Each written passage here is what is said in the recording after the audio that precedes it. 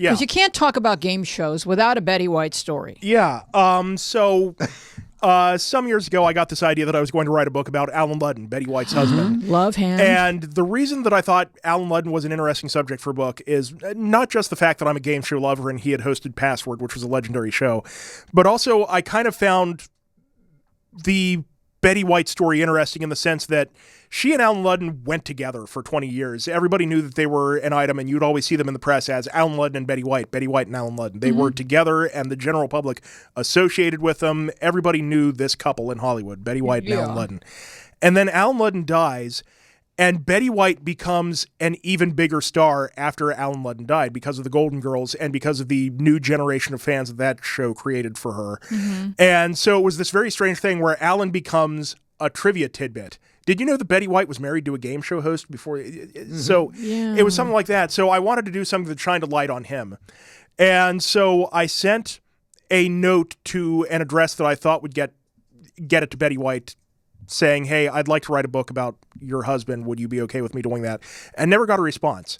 So I ended up writing this book without any involvement of Betty White or her children or anybody else in her family. But I wrote this book about Alan Ludden. And again, once the book was published, I thought, okay, well, I'll send it off and maybe someday it'll land in her lap. But I sent it off to this address that I thought might end up putting it in front of Betty White. Never heard anything. And then Betty White passed away a few years ago, and a few weeks later, her personal assistant uploads what she says is the last photo ever taken of Betty White. It was like the day before she died.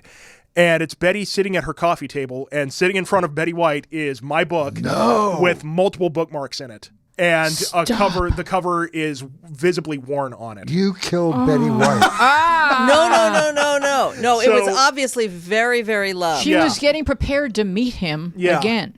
Well, and making sure that they shared, that if they went on the Newlywed Game, that their and questions she thought she should brush up. Yeah. Brush What up. was the special quality of him? He seemed like a guy that played it way back. Well, before we do Alan, let's.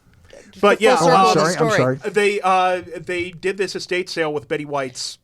This is where I joined the story. Yeah, and Shelley. He puts the picture on Facebook, which all of us were just sobbing when we just saw how meaningful this was to Adam as well as how meaningful it had been to Betty. Yeah. So both Adam and I are involved with a museum that exists in Rochester, New York, the Strong Museum of Play. And they're opening up a special area in 2026 that's just going to house game show memorabilia. So I call Betty's assistant. Hi, you don't know me, but I knew Betty from when I worked on the Liars Club. And when you go through her things, I know you'll have an estate sale. You'll probably come across game show stuff and you'll throw it away because you're going to think, who wants this stuff? We do. We do, yeah. So her assistant put together an inventory list of all the items that they would like to donate.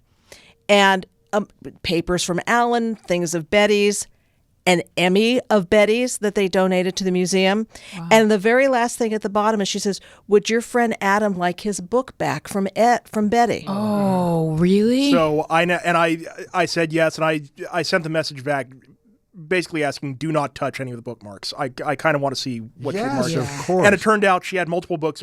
Basically, she had marked every photo of herself and Alan in the book. Really? Yeah.